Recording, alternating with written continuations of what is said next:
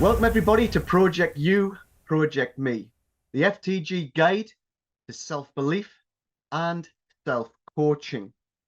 Why not come along and listen to people like you, people like me, leaving legacies for your future.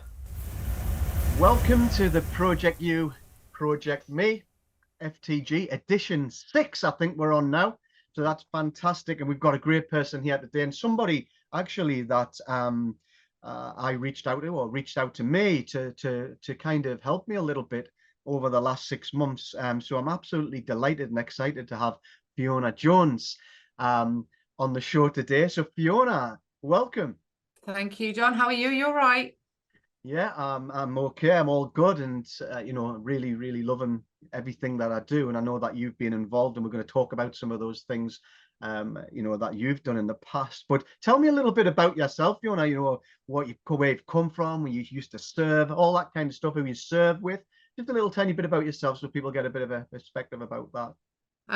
Well, I'm currently I've been in the transition employability space since 2018, but it took me a bit of a route to get there. I am ex-military, ex-REME. I was a VM. I joined in 91 and I left in 2014. So did the full, Yeah. the full-ish, and went from, craftsman up to WO2. I was a company sergeant major when I left. Fantastic. I bet you there's a lot of people didn't see that coming in VM. No. Yeah, that's fantastic. Yeah.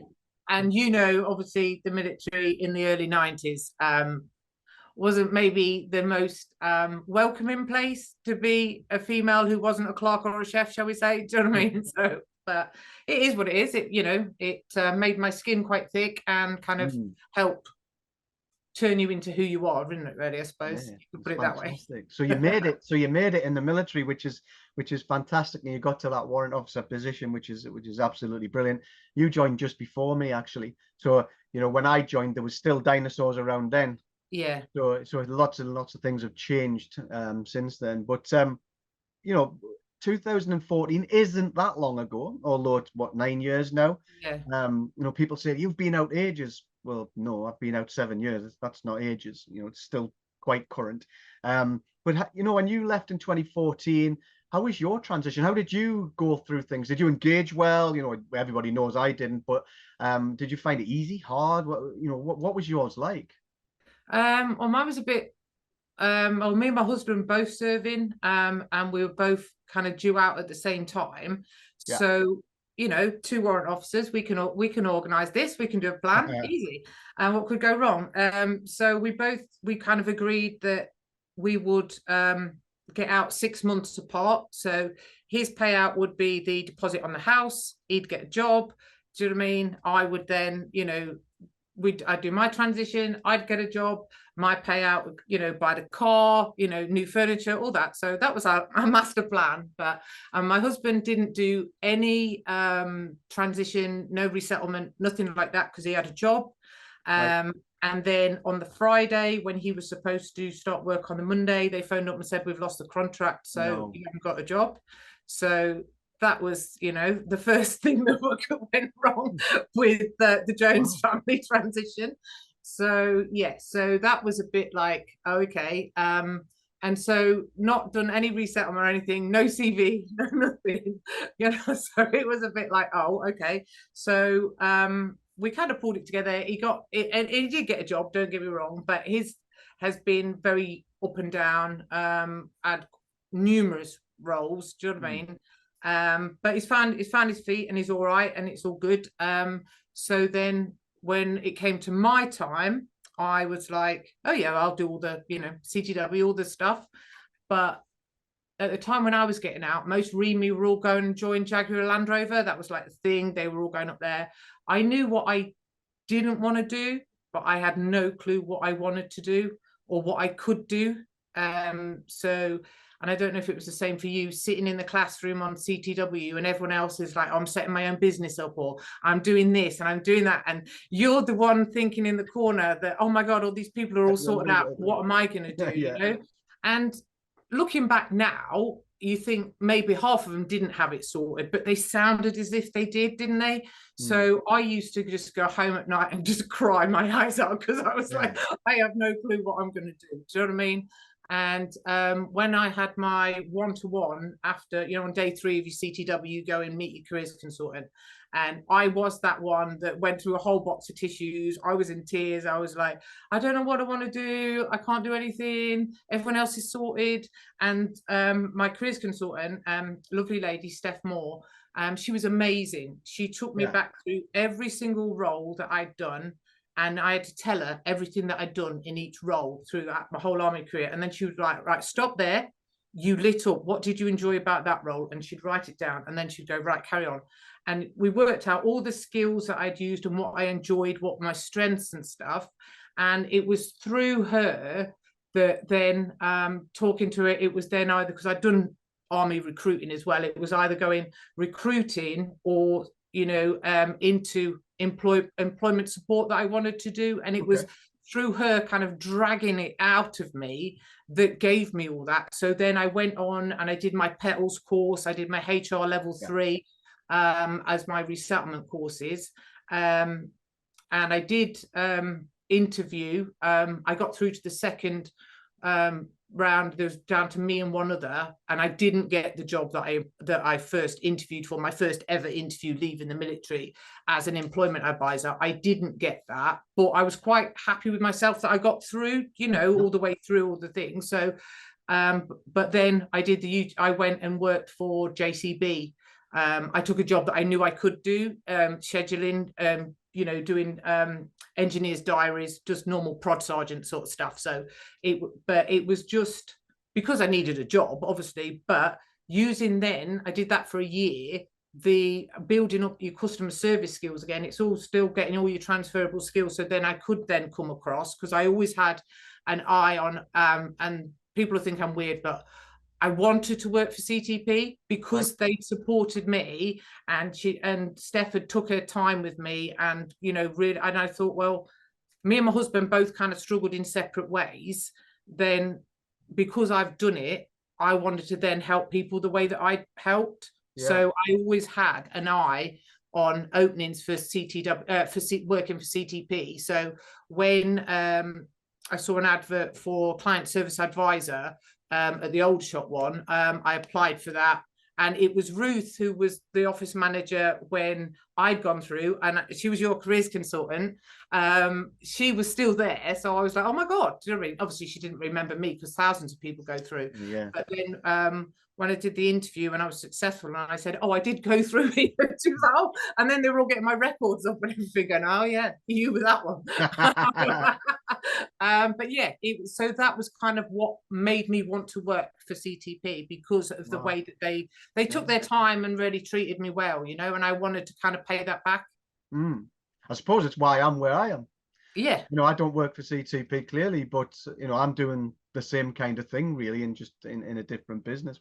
So that's a great story. It's interesting you picked up there on everybody knew what they were doing apart from you. That was one of the things, you know, clearly I document that I transitioned badly, again, not because of CTP, because of myself. But one of the things that I started doing after that is I started to lie to everyone. So I started to lie to people and say, yeah, I'm doing great. I've got interviews, I've got this and I've got that. But then I started believing it. Yeah. And it just pushed me further back into that sleepwalker mode that I talked about. And that caused me huge problems, because I was kind of waking up in the morning thinking, oh, I'm fine. And kind of slowly but surely, as I was getting through the start of the morning, actually, I'm not. And then someone would ask me about it, and I would be saying, no, I've got on this Friday, I've got a job interview with that. And I started lying about it. And it was because I thought everybody else was squared away. And that was one of the things that I didn't, you know, deal with very well. And it's some of the things that we sometimes come across now. And I always find it's more with the more senior people. It's just like they're looking over their shoulder saying, everybody's watching me. And do you know what? I'm a warrant officer here. So what I've got to do is I've got to be the best. And I'm going to have to get this best job. And I'm going to have to be on £80,000. No one really cares. No one's and it's watching you at all. Pressure, self-induced pressure. they're all looking after themselves. But Yeah. it's really interesting to have you on here, you know, with this CTP link, because I really promote and like to promote what CTP stands for, and believe that it's a brilliant thing, one that nobody else has in the whole world, really. But you worked in there. What were the challenges you seen after that? Did you see much that related to what you were going through, or were the challenges more to do with the fact that there's too many people coming through? What did you see as the real challenges for CTP? To be honest, I mean, at the Aldershot office, we had a steady stream of people. You know, I mean, I wasn't involved in the courses booking side, which always causes stress with people. Do you know what I mean? Because if everybody wants to do the same sort of courses, there's only a certain amount of courses, and I get that, and that's I mean, you know, that's out of control of everybody. There's only a certain amount of instructors, and you know yourself, do you know what I mean, with anything. But I wasn't that side of life. Like I say, I was client service advisor first, which is like the front of house one. And I did for people, gave support to people who'd done less than 6 years. And then I moved on to careers consultant doing the CTWs. I think sometimes it's getting people to believe that they are employable. You know, you've got some people there who their self-confidence is really low, you know, and I used to love it when a light bulb would go off and you got through to them, and you managed to convince them that yes, they were employable, yes, they do have transferable skills. Because you hear this thing, oh, transferable skills, but then nobody really believes it till you know, start talking to people about what they all are. And just, you know, being on work on time, it's more than that. Do you know what I mean? And having a big work ethic, it's a lot more than that, you know. And I used to love that, having the light bulb moment. And you know yourself, when you get that call or that email saying that they've got the job, that's why you do what you do. Yeah. You know, and some people, they only need a very light touch because they do know what they're doing and they've already booked their courses and they're going to do this and they're going to do that. And that is fine. And there are ones who you need to talk to every week, and that's fine as well.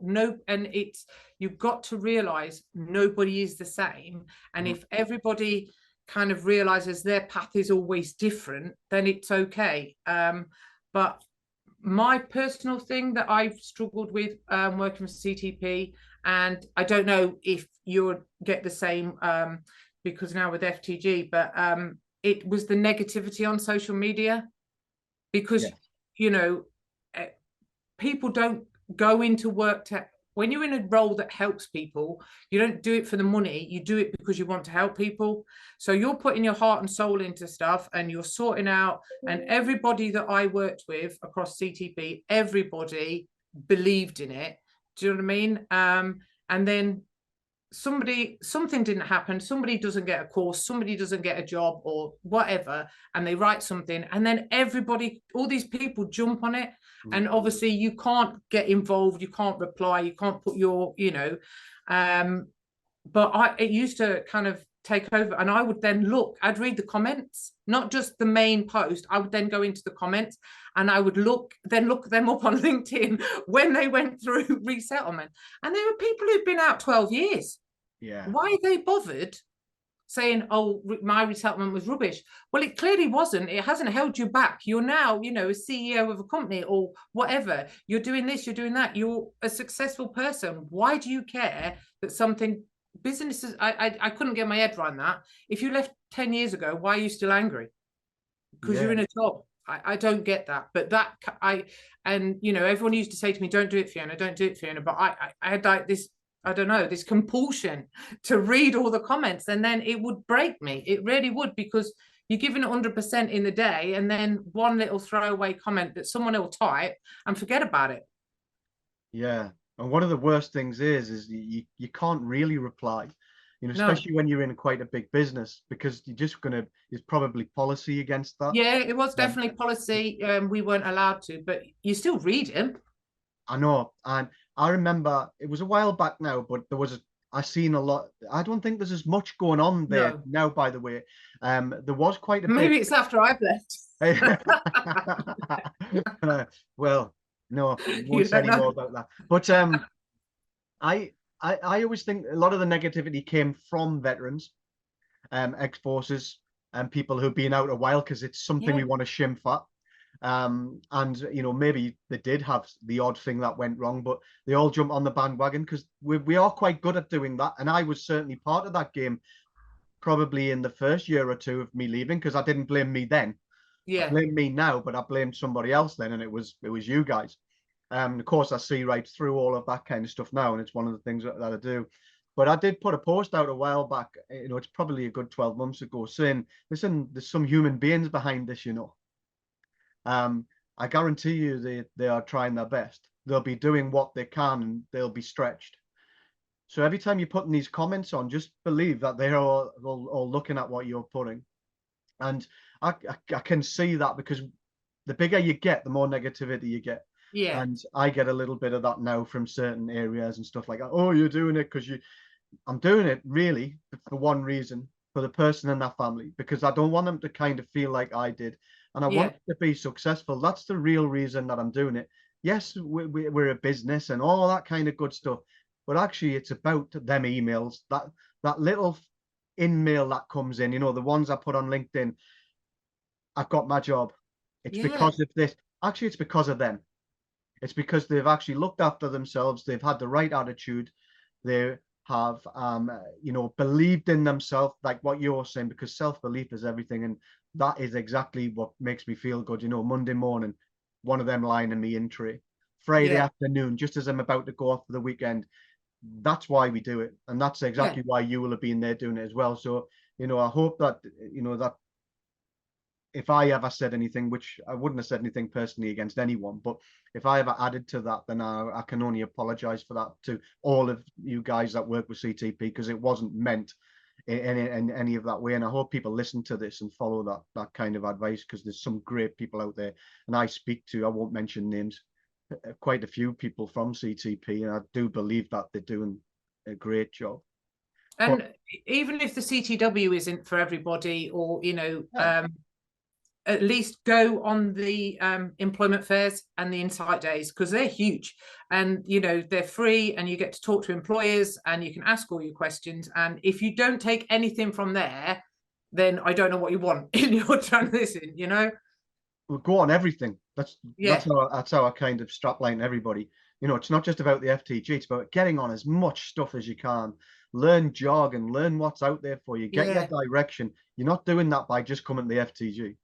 You're yeah, not because coming that. you do your virtual employment fairs, don't you? And then and not just CTP ones. If you just go on I think it's jobfairs.com, and you've got the ones all over the country. Do you know what I There's mean? lots of stuff.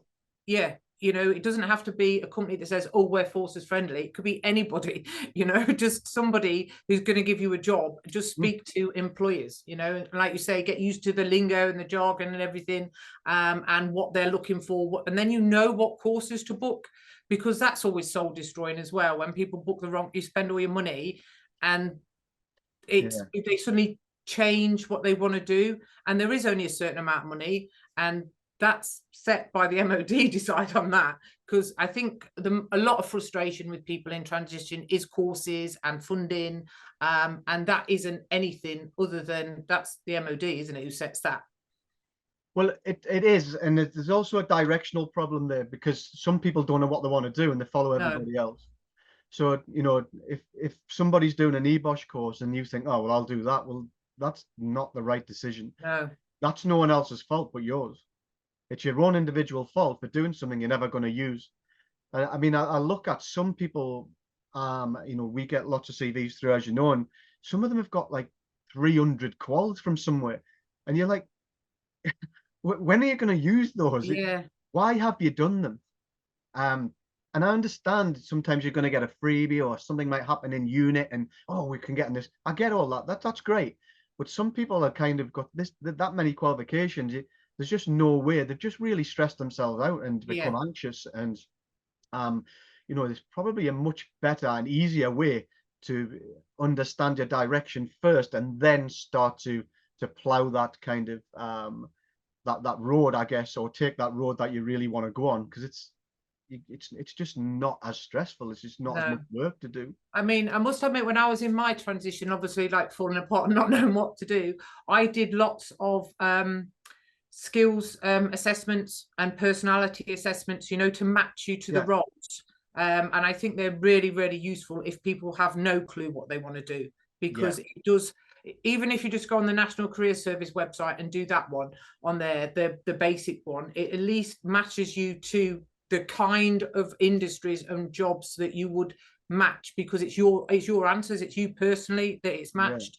Yeah.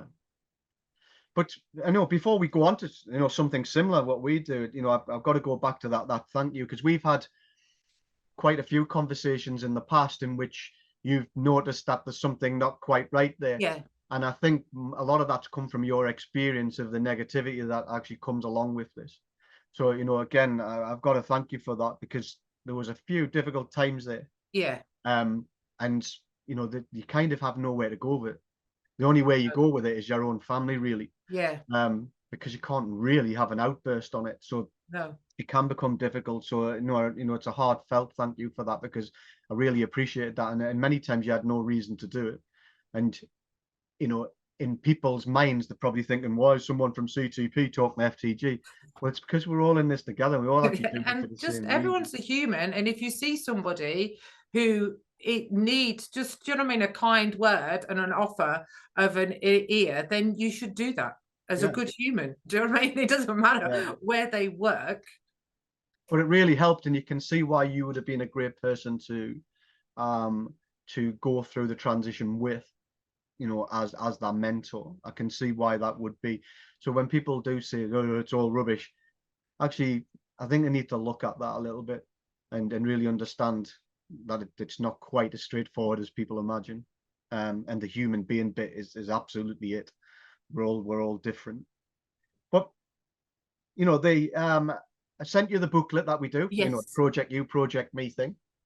And I know that there'll be lots of stuff that's very similar on CTP, and lots of people will do things like this. The booklet actually came from the NHS, and we kind of massaged it a little bit more for what we wanted. And that all came from Andy Moss, which everybody knows, who's influential in them circles. What do you think of the booklet? No, I thought it was really good. And like you say, the Grow and the Oscar model, or everybody kind of uses them, but I like the Oscar one. It's good for keeping you on track with kind of what you're doing. But I'm not a natural reflector. So, you know, I wouldn't write, you know, in the reflecting things. But not everybody is. I know a lot, it's kind of like a thing at the minute, isn't it? Everybody to write down and journal and all that sort of stuff.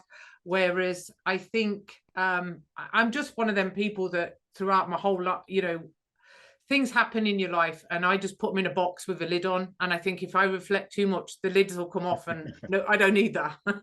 I'm not in a place for that to happen. So I generally don't reflect, but I think, and the fact that your fundamentals are there, I really like it. I do like it. Like I say, I'm not a natural reflector, but the bits in, and the bigger me is amazing. I loved that, you know, the fly on the wall and the fly in my mind, and the example that you wrote about I won't talk over people in meetings, and that will resonate with everybody. You know, I absolutely love that, because I saw myself in that. Do you know what I mean? And I think everybody would, if they're really honest, they'll see a bit of themselves just in that example that you've written. So that just shows how much you know the people that you're supporting. The bigger me piece is Andy's favorite as well. I think he talks about that quite a lot. I like the likes and dislikes, and I always say this every time, because I'll go into it. It's all about not going into a job you've just left for. You know, you leave the military because perhaps you want to be with your family, and all of a sudden you're on the road again. You know, you can pretty much pick up if you're going in the wrong direction by going straight into something you don't want to do. You're going to leave it. It's as simple as that.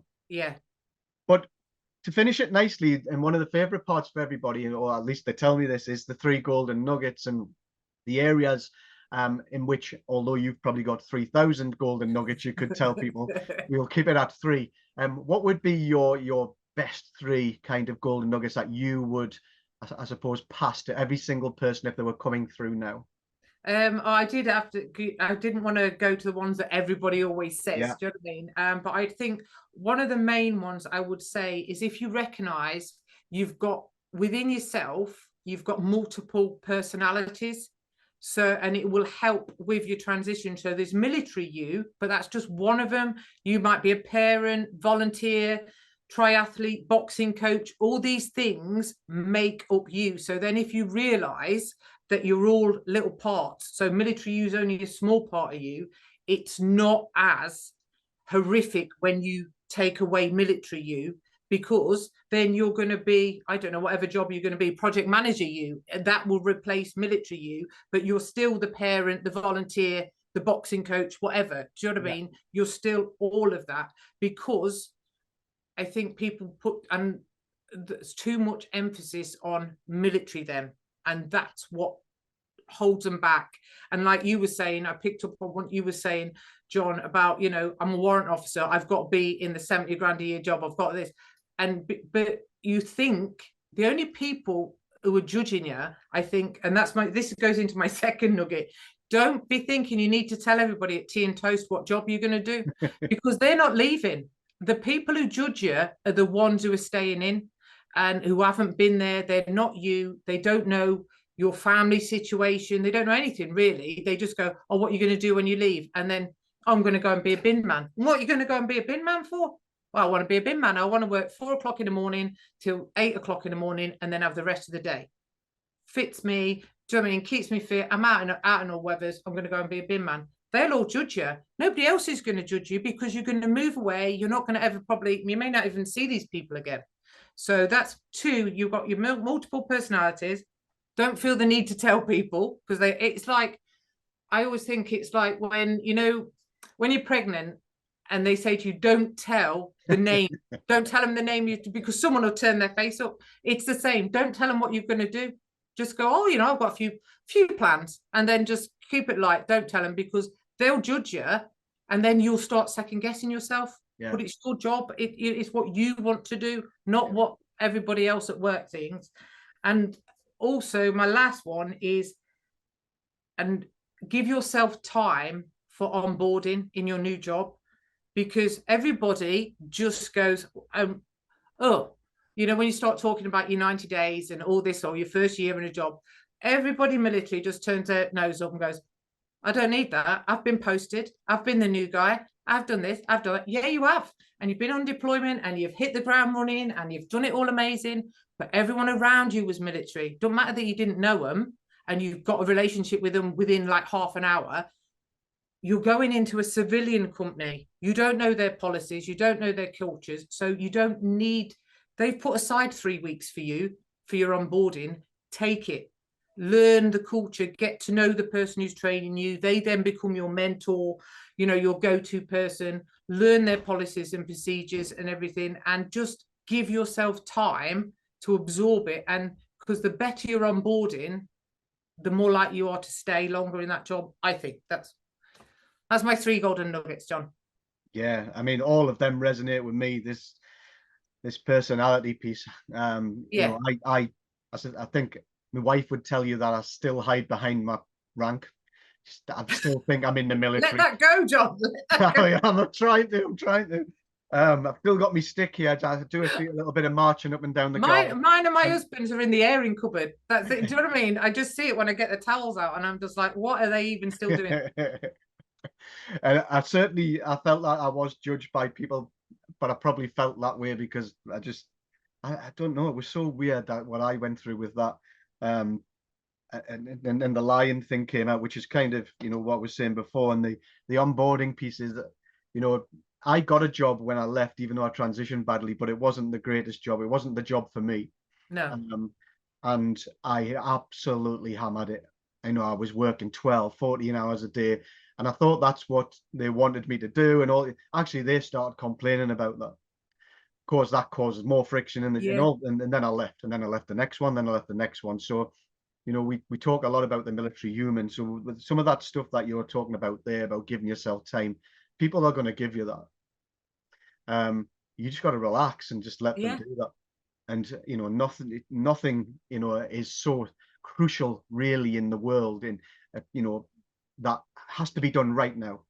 That has to be done. And I'm going to give up everything else. Actually, is it? No. But just give yourself some time and just settle in and enjoy your life and just let it slowly start to build until you understand really who you are, and then you Yeah. can start relaxing. But And it does take a long time for some people, you know. Like say you're 7 years in and you're still like, I am. I am. sorry, I think I'm just like, I don't know. I didn't have that. My husband did. He was a bit like, you know, the multiple personalities. He couldn't get his head around that. He was like, I used to be somebody. And I Yeah. used to say to him, what, being a dad and a husband isn't enough then? And he'd be like, no. And I'm like, right. And we have huge old arguments about that. But because it took him longer, I think probably about his 7 year point was like the first year that he didn't say that he missed it. Yeah. Yeah. I struggle with simple things like to stop myself having to have a shave, because I've made myself do that all my life. Yeah. And then sometimes I think, don't have a shave today. No, I've got to. That's the militaryism in me. Actually, it doesn't really matter if I don't have a shave for 2 days and I come on my calls with people. They're not going to care. No, they're But not. and yeah, it's telling me it is. So I've got to be careful with that. And it's also emails. In the military, you answered everything, bang. Now I do exactly the same, and something in my head has to change with that to say, Yeah. listen, people 2 were to prepared 3 to business days is fine, John. yeah, and but the other side of it, the people I'm dealing with are still in the military, so Yeah, they and like they that. moan. Yeah, So you've got the bit of kind of chicken and egg there, but yeah. we'll leave it at that. This has been absolutely fantastic, and it's absolutely brilliant to have you on, Fiona, and hear your side of the story. And I'm sure lots of people will listen and perhaps watch this and think, you know, we need to, just have a little bit more thought about many of the things that we spoke about. And actually, it's going on to Spotify for the first time. Oh, okay. This will be the first episode that goes on there properly, Yeah. which would be nice. And hopefully, you'll take us to #1. But and I'm sure we will get there. But thank you so much for coming on. Thank you so much for helping all those service people in the past, and I'm sure you continue to do that. But also, thank you personally from myself for that help, because although you probably don't see it or think about it that much, that was an important time. Yeah. So I can't thank you enough for that. And Oh, you're more than welcome. And like I say, anytime, John. Do you know what I mean? I'll always have a chat with you, always. Yeah, absolutely, absolutely. But it's been brilliant having you on, and I'm sure a lot of people are going to get a lot from this. And I guess we leave it there, and Yeah. hopefully we'll get you on again soon. Yeah, hopefully. Thanks so much, John. Thank you. Bye-bye. So, ladies and gentlemen, that's Project You, Project Me. Thanks for listening in. But remember, we have a Project You, Project Me guide to self-coaching, to self-belief, and it can all be downloaded on our website. We also do the 5 fundamentals: CVs, professional writing. We do brand, we do CPD, making sure you're going in the right direction. We're also looking at your elevation, giving you 2 times the chance to set up your interviews before your first actual interview. And also we look at your financial plan, massively important for your future, for you and your family. So why not come along? Have a look. What you got to lose? It's all free. Stay safe.